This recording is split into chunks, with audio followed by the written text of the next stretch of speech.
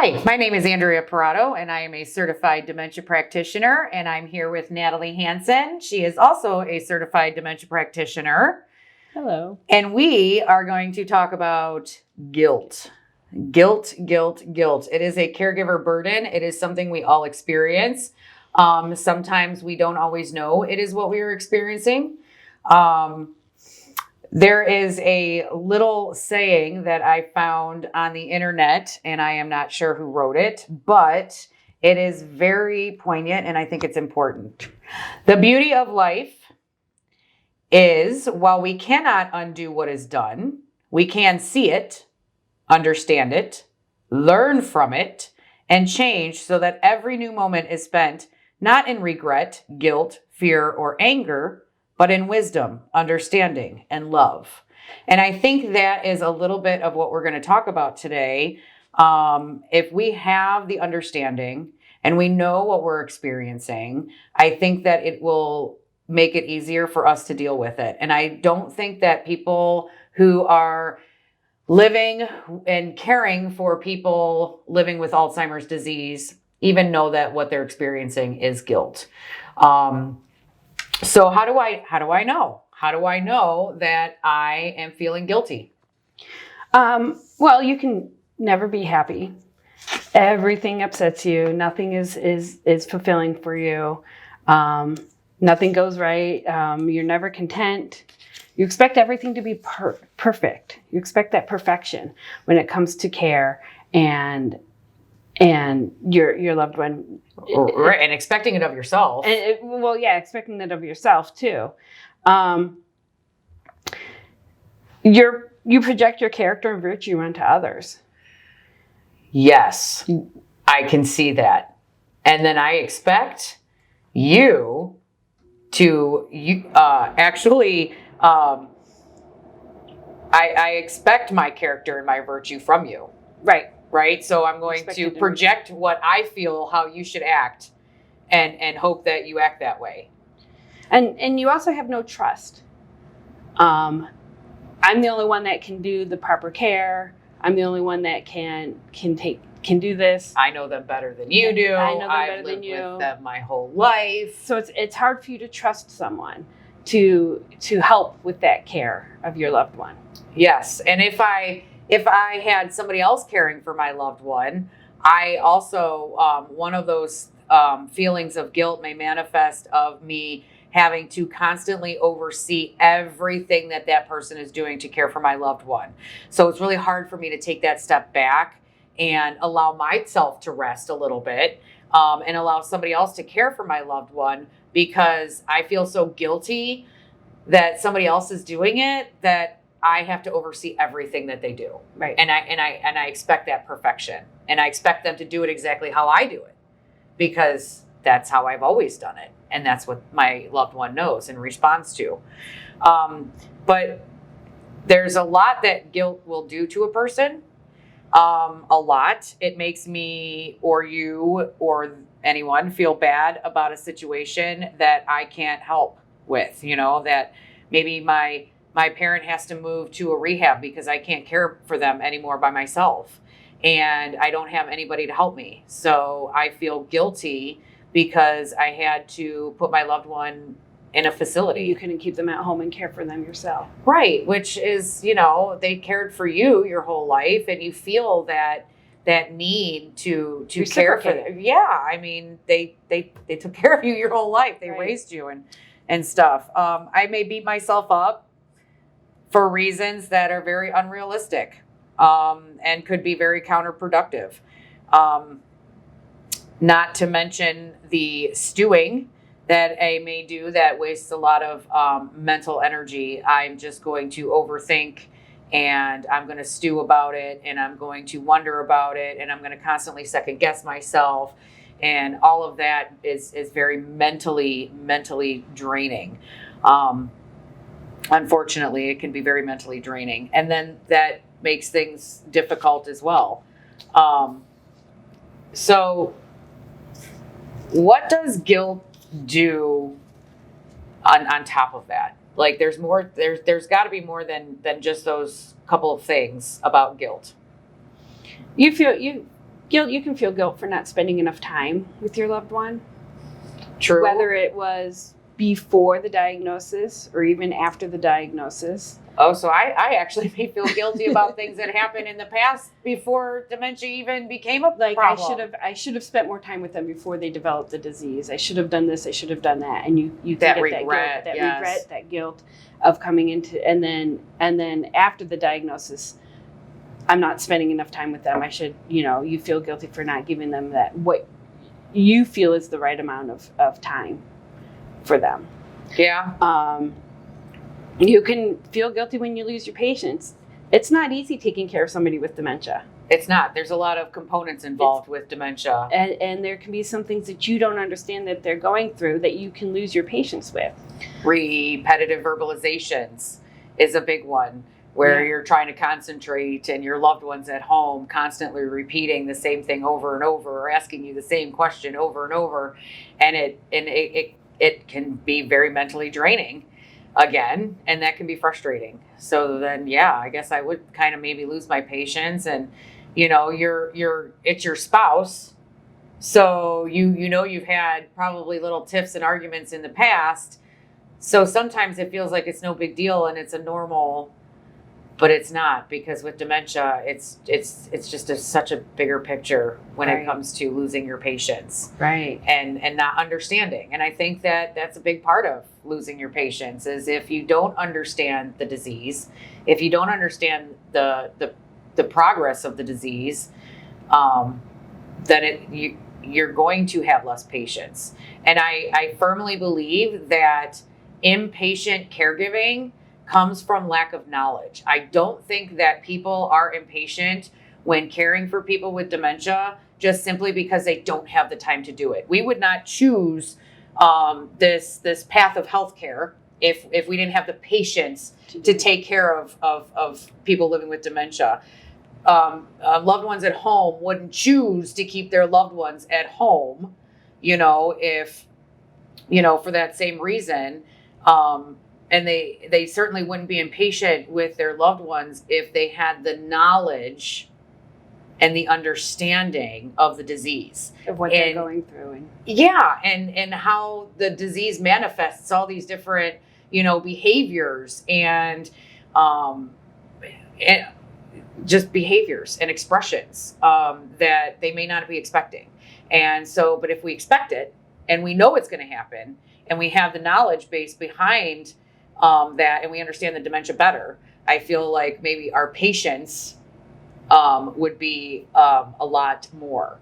And I honestly think it's like no fault of our own. It's not because we don't want to do it. We don't want to take the time. It's really just lack of knowledge.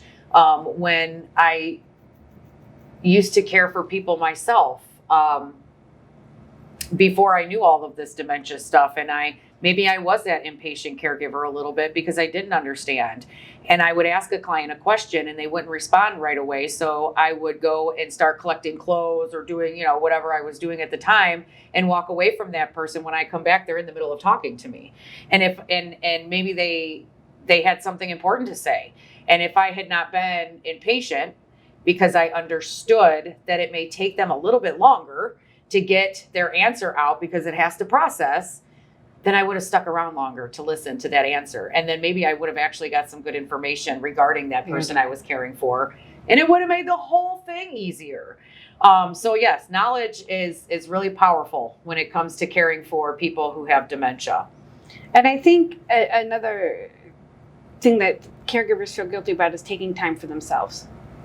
Do I? Should I? Would I? Right. Can I? How is it? How am I going to do that? Right. When the best way to care for somebody is to care for yourself too. I think we forget to care for ourselves more often than not. I think that we are just so involved. So focused on making sure that your loved one with dementia is getting everything that they need, that you're forgetting to give you everything that you need. Yeah. And then when you do it, you feel guilty for taking that time to care for yourself. And you're not there to oversee everything that the person that's caring for your loved one now, so that you can take that time for yourself. And so now you're starting to feel that guilt. So I can completely understand that. What about feelings from the past.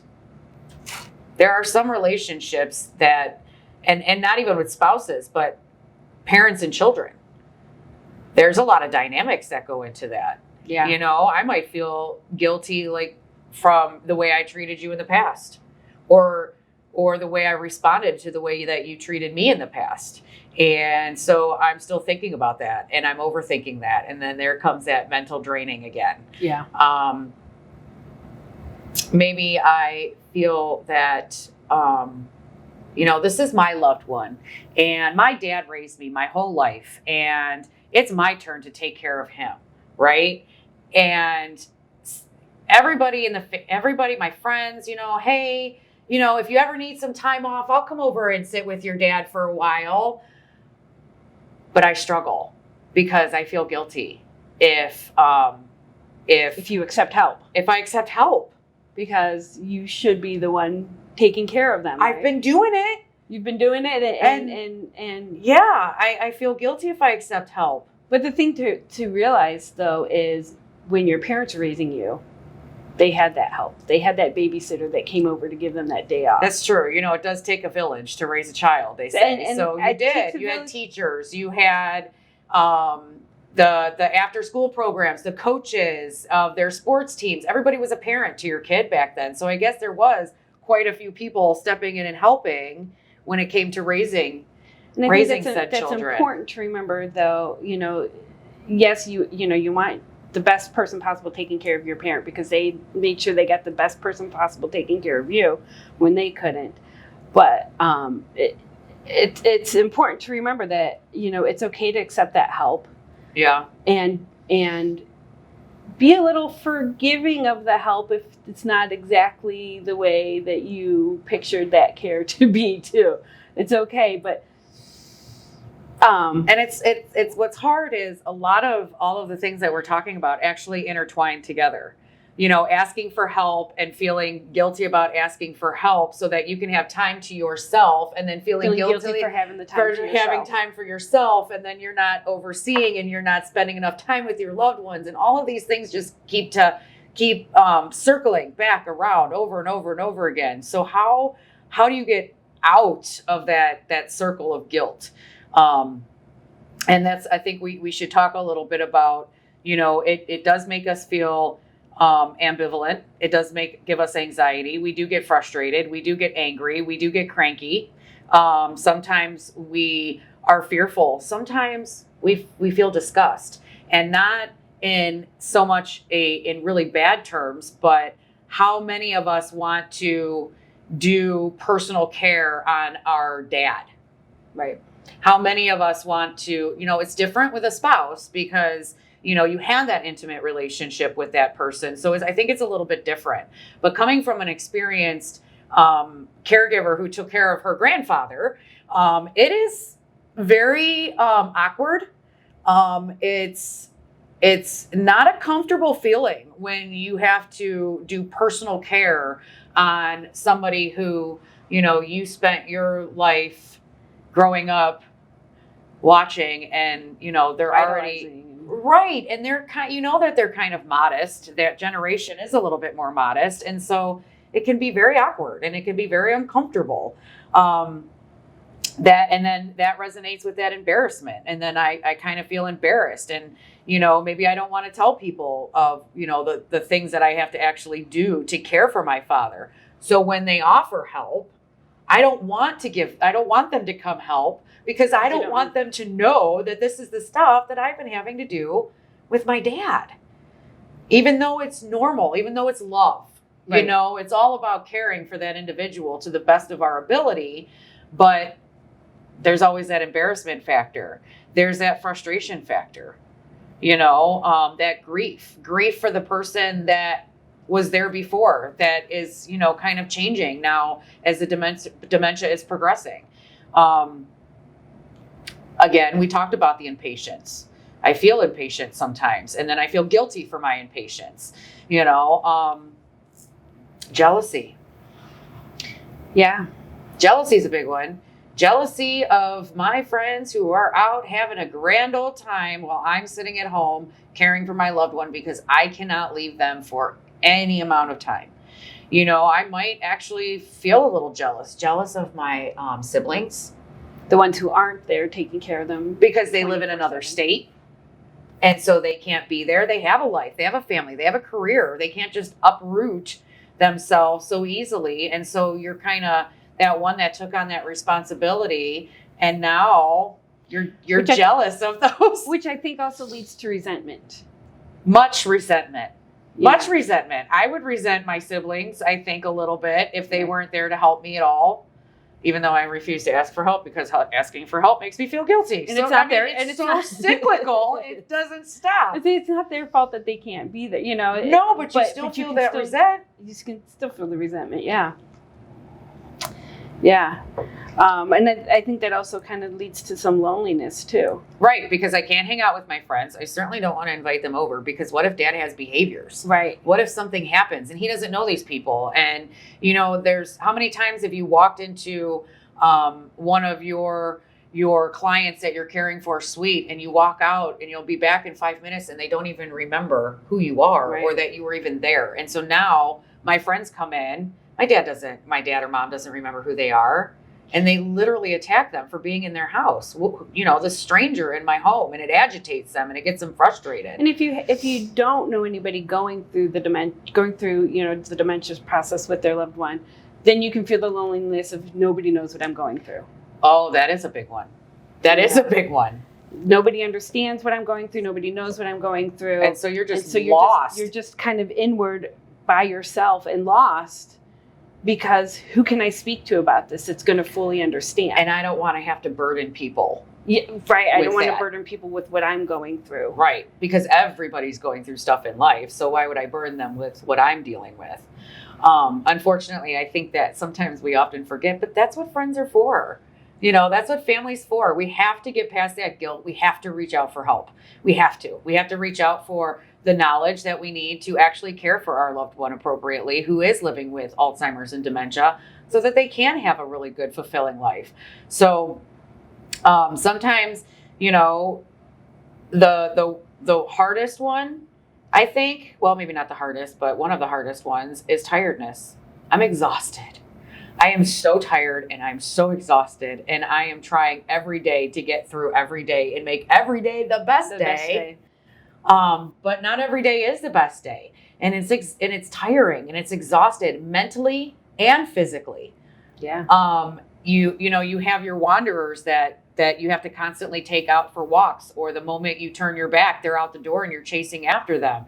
So it can be very physically exhausting. And then there's that mental exhaustion of constantly reinforcing, that they're okay. That these people aren't strangers, that it's okay that I care for you, that it's okay that we do that, whatever it is that they may seem fearful of or unsure of or uncomfortable with.